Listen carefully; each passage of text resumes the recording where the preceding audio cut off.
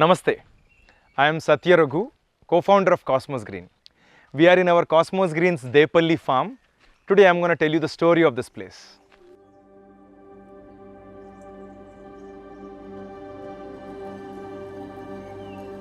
While today you find this place to be so green, the history of this place is that it is Mehboob district in Telangana, which is one of the most drought-prone areas in the country. It is known for droughts, migration, unemployment, and over the past 12 years, this place is transformed. When my co-founder Ayush and I came to this place about 12 years ago, there were barely 4 or 5 big trees, and the rest of it was largely barren land and with small pockets of agriculture happening here and there. To grow fruits and vegetables in such a barren land, we need to improve soil and water. Now let us go and understand how we have done that. So how did we choose this land? Well, I wonder whether we chose this land or whether the land chose us. We wanted to do R&D in fruits and vegetables. So we clearly wanted land convenient for that. And we were blessed with a land which has, in about 100 acres, 5 different varieties of soil. So here, as you see, it's a mix of red and black. And if I go further, there is red soil. If I go behind, there is black soil. If I go further beyond, there is sandy soil. So that way, we have a beautiful cocktail of soils in which we get to do this R&D. Like I said, this close to 100 acres of land was largely barren when we started this. So we had to improve the soil quality for it to be able to produce the fruits and vegetables. We had to apply hundreds of tractor loads of cow dung in each of the acres. And over time, the earthworm activity kicked in. Naturally, earthworms strengthened the soil quality, improved the soil quality. And today, we can grow any number of vegetables here, any varieties of fruits here. And it's a soil which is as good as gold in my view. In a drought-prone area like this, if we have to do farming, we have to get our water system right. And how do you do that?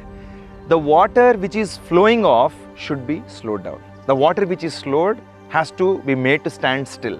And that water eventually will percolate into the ground. So the overarching principle is not a single drop of water should be lost. So we have to ensure that it is harvested properly. So to accomplish that objective, we have about 5 wells like this.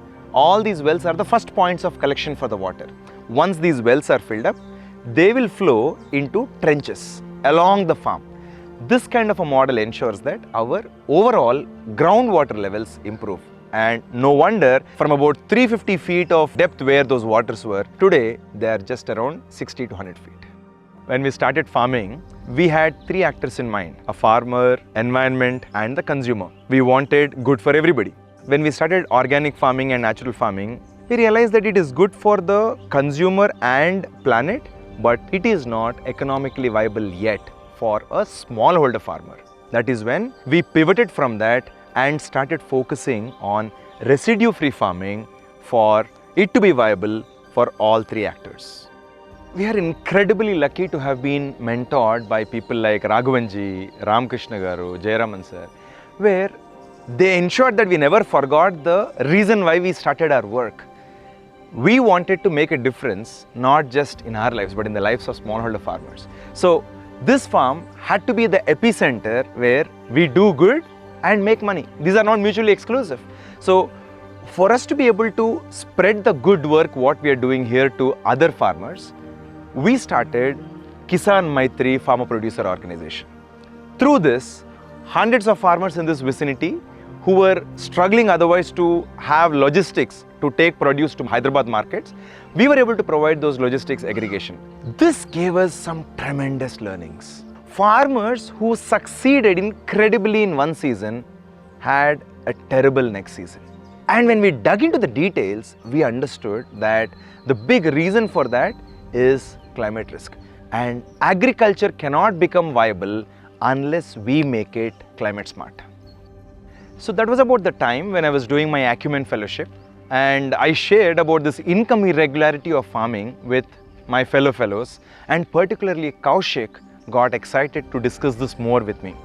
Fast forward, in a few months, Kaushik and I went around many villages, hundreds of them actually, met thousands of farmers to understand what is causing agriculture to fail. And we wanted to hear their stories. What are those unmet needs, unarticulated demands of those farmers?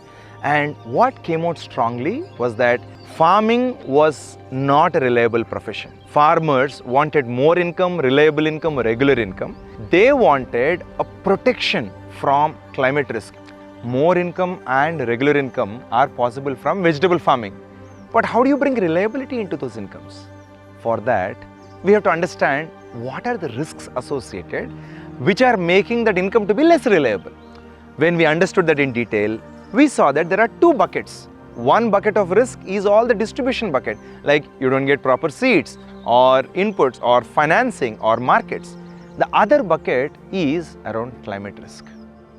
For distribution bucket, they still had some ideas how that could be solved. For climate bucket, they could not think of solutions. When we looked at the world to understand if there are farmers in other parts of the world who are doing it well and who are able to get protection from climate risk, yes, they use greenhouses.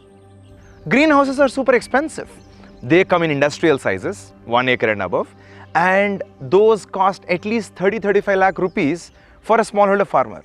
And these farmers, they barely make 1 lakh rupees per year. How will somebody making barely 1 lakh rupees afford a technology which is 30-35 lakhs?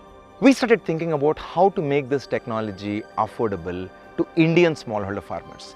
That is how Kheti was born. So we went into understanding the first principles of greenhouse. This is how generally the greenhouse design is. To ensure that rain doesn't come inside, this kind of design which is aerodynamic is employed, where there is a lot of steel. That is the reason why the greenhouse cost is upwards of 30-35 lakhs. So what we have done is we reimagined this and we started rethinking every element of the greenhouse. All this to ensure that something which is so unaffordable to a farmer becomes super affordable to a farmer. CosmosGreen and Kheti collaborated to carry out this R&D in this CosmosGreen farm, where a lot of crop experiments happened, thousands of them. We tried multiple crops, multiple companies of seeds, multiple varieties of those companies, then different farming practices, different spacings, different structures, ultimately seeing which model is the best for the farmer. And by documenting those protocols, by documenting the learnings and whatever succeeded, we started taking them to the farmers through Kheti. This initiative through Kheti won the prestigious Earthshot Prize, and happy to share that this solution is today reaching thousands of farmers across the country. The story of Depalli is the story of dreaming big. We had a dream that the Indian smallholder farmers' hard work should pay off and their income should be reliable and dependable. The story of Depalli is the story of collaboration. We could achieve what we have achieved in CosmosGreen and Kheti only with the power of collaboration of thousands of people from different parts of the world. The story of Depalli is the story of building great teams. We have teams from different states of India taking the solution across the country. The story of Depalli is a story of faith in the power of nature. Something which was a barren land with the right interventions has turned into a biodiversity haven. We are again picking a very big dream, a big challenge. Today, for every dollar invested to protect the planet, the world invests $30 in activities which ruin it. In the past 50 years, due to human action, we lost 70% of the wildlife. We are in the process of reversing it with Soul Forest.